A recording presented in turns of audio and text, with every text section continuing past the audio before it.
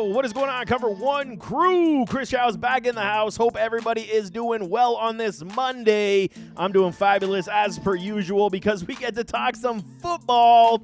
NFL free agency continues to roll. I mean, it has kind of slowed up just a little bit. Yeah, I do expect a lot of these vets to be signed, in the next couple weeks on some, nicer dollar figures. But what do you say? In the meantime, we dive back into the lab and we do a little scattering report. We're talking CJ STROUD, Ohio State, the Ohio State Buckeyes. One of my favorite players into this NFL draft. He is a dynamo. Team Stroud, hashtag Team Stroud over here. No kidding. I'm a huge supporter, huge fan of his game. And I broke down, what I believe he's going to be potential-wise in the NFL. Nothing is a sure thing, but this is how I evaluate his talents. So what do you say? You follow me. We talk a little CJ Stroud, scouting report, NFL draft.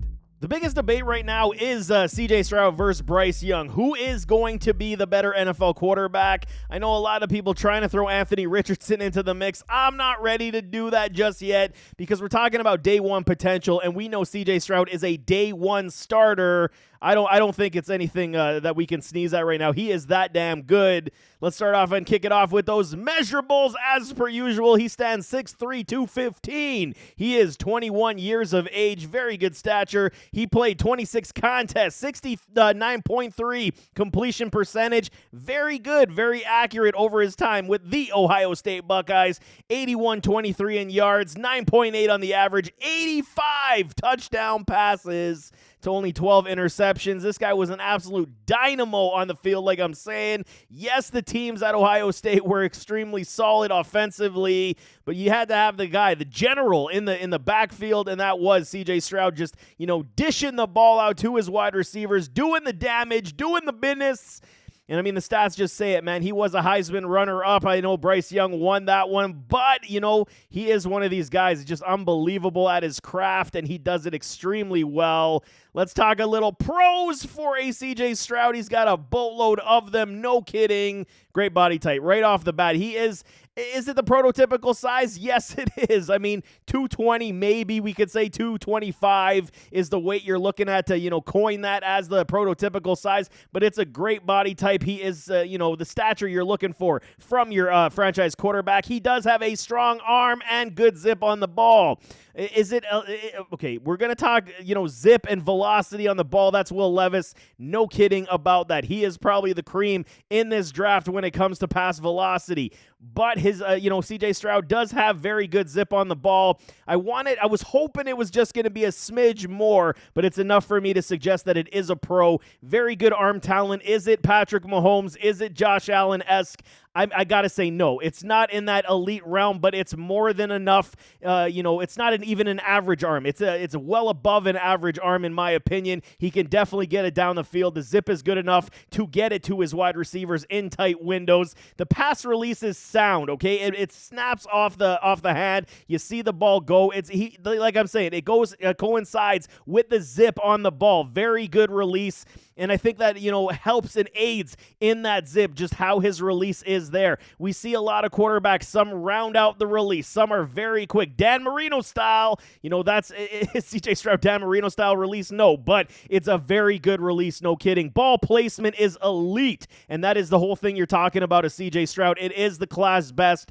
In my opinion, his ball placement is on point. When he is accurate, it is right in the breadbasket where only his wide receiver is going to make the grab. Right on point, whether he's rolling out to the right or he's standing in that pocket, the placement of this ball is almost always on point, leading his wide receivers. High jump balls to his wide receivers like a Marvin Harrison Jr.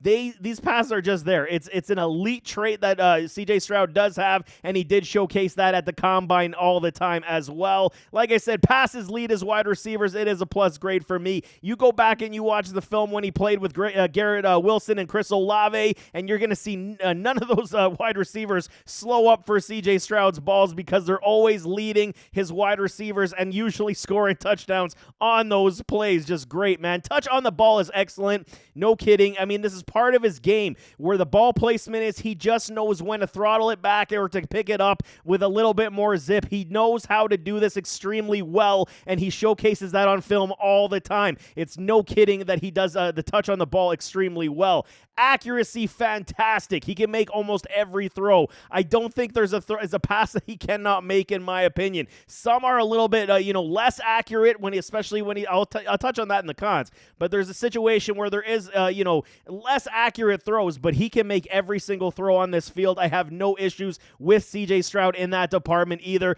Throws the dimes in the tight windows. He's never giving up on these plays. You see it in the UGA game in the college football playoff this past year. That was his best performance, and you will see everything that he did throwing those dimes in those tight windows, extending plays, things we hadn't seen overall in his college tenure. He showcased all of that versus Georgia in that game. It was just absolutely stupendous and fantastic. Pocket presence to me is very good. The footwork is near polished to polished at this point. I think there is still ability for him to improve, and he likely will do that with a lot of good tutelage in the NFL, especially if he lands with a guy like Frank Reich with the Carolina Panthers, number 1 overall. There is possibility, that he could be there, and I mean, they're going to round out his game that much more. His footwork to me is very good, and like I said, you go back, I watched, again, I was an Ohio State junkie just because they had so many offensive weapons. You love to watch it every single week. But against Georgia, you saw everything. You were hoping. You had question marks on a CJ Stroud, and you're saying, is he mobile? Can he escape the rush? Can he get away from a great pass rush? He showcased all of that and was able to dissect the field and find his wide receivers. Pocket presence and footwork is very good in this man. Yes, he does take some sacks on the blitz. You see that on the tape. But, I mean, every quarterback is going to have those moments, right? You're never going to be 100% proof. But in this respect, you got to say CJ Stroud is basically right there on the top echelons of, even some of the better quarterbacks in the NFL. He's already at that stage. No kidding. Above average mobility, he's got enough. He's never going to be one of these guys going to wow you, with his rushing ability, but he can do it. And we've seen him do it. He just didn't do it enough for everyone to, gush over and feel, warm and fuzzy about. I'm okay with it. I've seen it enough to say that he's able to at least evade the rush and escape the pocket if he has to. He's one of these guys that's going to trust his arm strength. He's going to and his arm talent. He's going to trust his progressions down the field and hope his wide receivers are going to find a way to get open. That's what he did throughout his entire time with Ohio State, and I do believe that's going to be his MO in the NFL. But the mobility should not necessarily be the question because he's not a statue by any stretch of the imagination, and he can get outside the pocket, no kidding. But we got to talk about some cons because no player is perfect, and everybody does have some areas to improve upon. So when we're talking about more touch than pure velocity, it's almost a statement rather than a pure con because he's got more than enough zip on the ball to fit it into those tight windows. We've seen it more than once. Over the linebackers, in the middle of the field, mid-range, 20 yards down the field, he can get the ball to his wide receivers, and I don't even question that either. But he is more touch than, straight pass velocity. Will Levis, on the other hand, pass velocity. Even Anthony Richardson, I'll give him that grade where he is more pass velocity. CJ Stroud, not saying he can't do it, but he is more touch. And it's more a statement than a con, but it's got to be noted somewhere, and this is the only place I can note that. He's not very quick and fast or elusive. You're not going to get a Lamar Jackson out of a CJ Stroud, so that will limit his ability overall when it comes to, the mobile aspect of his game. Like I said, it's not precluding him to run with the ball because he can do it. He can escape from the pocket, and he will do that from time to time. It's just not his MO. He's more comfortable in the pocket. He's a pocket guy over a mobile guy, and that's totally fine also. Again, not necessarily a knock, but the way that the NFL is morphing and moving, you do want to see some level of mobility out of your quarterbacks. That way you can execute the RPOs with at least some, level of disguise. And CJ Stroud has been doing that with the RPOs, no kidding, with Ohio State anyway. But I mean, it's not one of those things where the defenses are going to be, up late the night before because they know they got a rushing quarterback to defend. CJ Stroud just isn't that guy, man.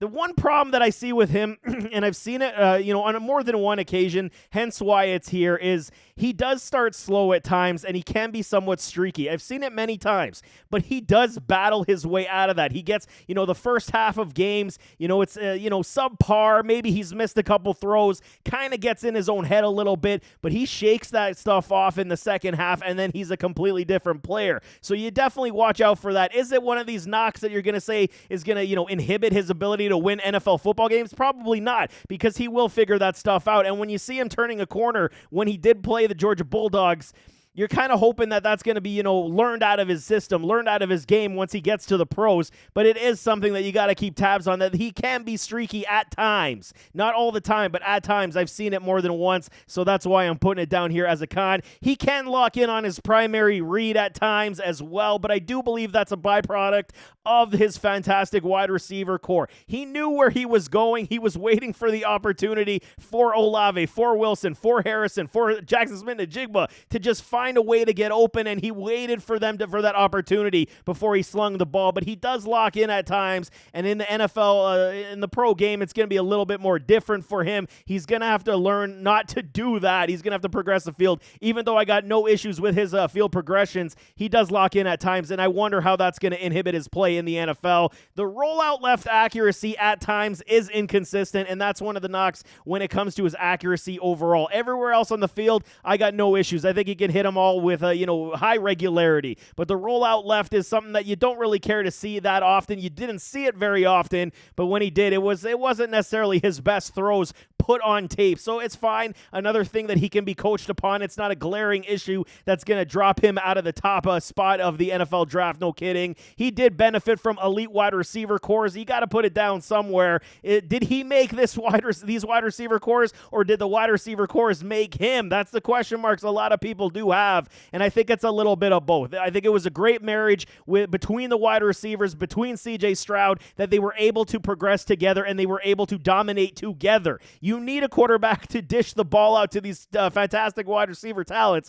Otherwise, they're not getting the statistics, and CJ Stroud was able to do that on the regular, but he did benefit from absolutely stellar wide receiver cast in Ohio State. So, if he is going to the Carolina Panthers, the receiving core is not going to be like he had with the Buckeyes, but it is, something you just got to put down as a point of reference, because the wide receiver cores in Ohio were just unbelievable. No kidding about that. But for grading purposes, like you guys know, we got to give grades to all these players. I got a very favorable score, 83.3% potential success rate in the NFL. I think CJ Stroud is literally the cream that rises to the top in this draft. He's so good, and the sky's the limit for me. We talk about debates. I did a CJ Stroud versus Bryce Young boomer bust video. It's down here in the video section, so if you guys check that one out, compared both skill sets. And the reason why I'm Team Stroud over a Bryce Young at this point is just because I believe the ceiling is that much higher for a CJ Stroud than a Bryce Young.